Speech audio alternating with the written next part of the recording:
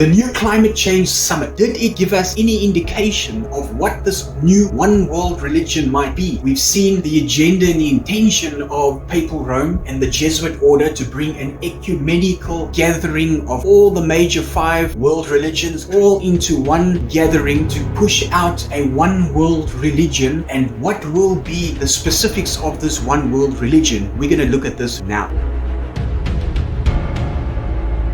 The gathering together of all the major world religions and ecumenical unity and gathering has always been the agenda and the attention of this Antichrist system, which is very present and evident within the Roman Catholic system or the Roman Catholic institution that calls itself the church. And we've seen how Islam, Buddhism, Judaism and Hinduism are all coming together to unite with Papal Rome. Have we seen just one more step closer to the agenda that they are pushing out into the world to bring a new one world religion? Let's go through this official video of the new 10 commandments of climate change, the return to Mount Sinai, and what will be the object of worship. Let's have a look.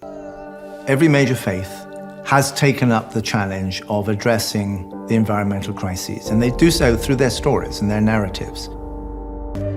The first big meeting of the faiths with the major environmental groups was in 1986 in Assisi, in Italy, the birthplace of St. Francis. We had all the major conservation and environmental groups there, and we had representatives of the 5 major religions. Laudato Si and the theology that underpins Laudato Si is about calling us into a deeper communion with the natural world. There has never been an invitation from a pope to the rest of the religious world and the secular world to become partners side by side in addressing a major issue. That is unique. That's the turning point. In the way that Pope Francis starts this encyclical, well, he calls it Laudato Si, praise be from the Canticle of Creation. But then the whole first chapter practically is dedicated to St. Francis of Assisi. St. Francis, as a mystic, had that intuition of the created world. Laudato si, mi Signore, con tutte le tue creature, specialmente messer lo frate sole. Laudato si, mi Signore, per sora luna e le stelle. Laudato si, mi Signore, per frate vento, et aere, et nubilo, et sereno, et omne tempore. Habemus Papa Franciscum. Francis. It's the first Francis in the history of the Catholic Church. Nobody dared to take the name of Francis because it's a challenge. It means that you will follow in the steps of St. Francis. Francesco d'Assisi, l'uomo della povertà, l'uomo della pace, l'uomo che ama e custodisce il creato. So here already, a few minutes into this video, we can start to see the hints of this ecumenical gathering, this unity of all the major world religions, and a strong emphasis on nature and having respect for nature and finding divinity within nature. You remember in the previous video we spoke about Pantheism, God being in everything being God, a tree, a cat, a table. All these objects of creation are in fact in itself God. The upliftment of nature to the level of divinity. And we said in the previous video, this is classic pantheism. And they're talking about this gathering together, this unity. This is serpent language. The beast power will speak out of both sides of its mouth. So there's a lot of things that will sound good, that will appear good, that will appear godly and spiritual. Yes, we should look after nature. We need to respect nature in a sense, to look after it and to steward that which what God has entrusted into the hands of man. Where he said, take dominion, have dominion over the fish of the sea, the beasts of the earth, and the birds of the air, take dominion. But these guys are taking this to a completely different level where they are mixing good and bad together. This is none other than the worship of nature. And as we go through this video, you're going to hear them from their own mouths confirm that this is actually heading towards the worship of nature, of Mother Earth. En este momento es la de salvar la madre tierra, ¿no? Y salvar la biodiversidad y salvarnos a nosotros mismos y salvar a nuestros hijos, ¿no? Pero no descartar a nadie. O sea, ante una política del descarte nosotros no descartamos. Cada uno en su país, en su pueblo, en su cultura, tiene que buscar la manera de poder hacerlo. Todos juntos, todos juntos.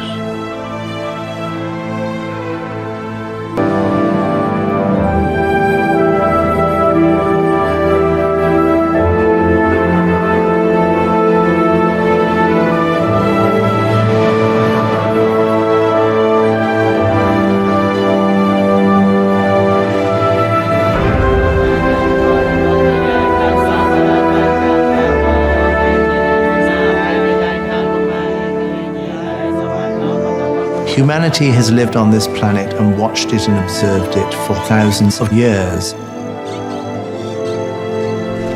We've learnt a lot. We didn't call it ecology. We didn't call it conservation.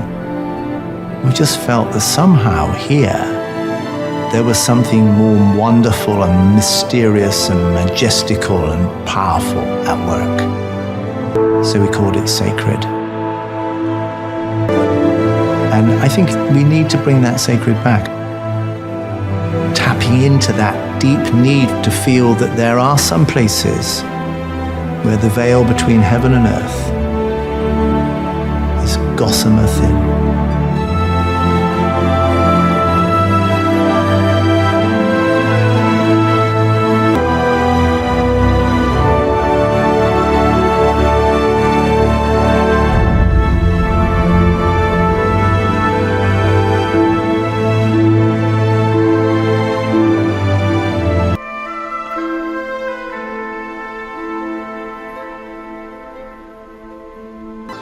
St. Francis had a special attraction to rocky places like this one.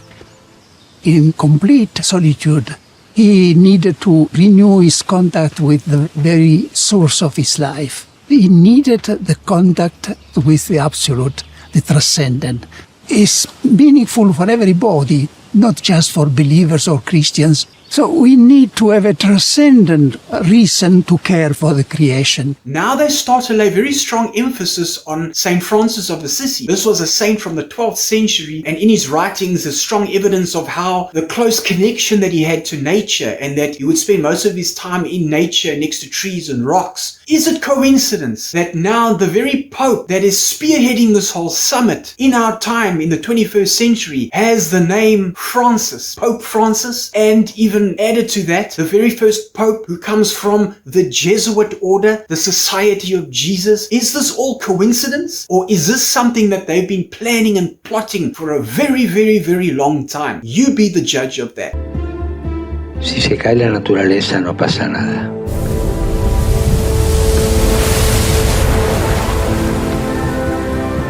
La soberbia económica, la soberbia del poder de unos pocos que usa todo, usa la gente, usa la naturaleza, usa todo y destruye.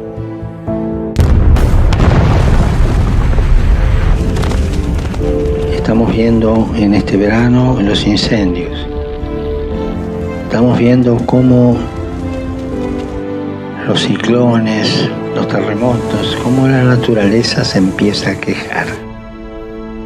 La naturaleza grita. Deténganse. Deténganse.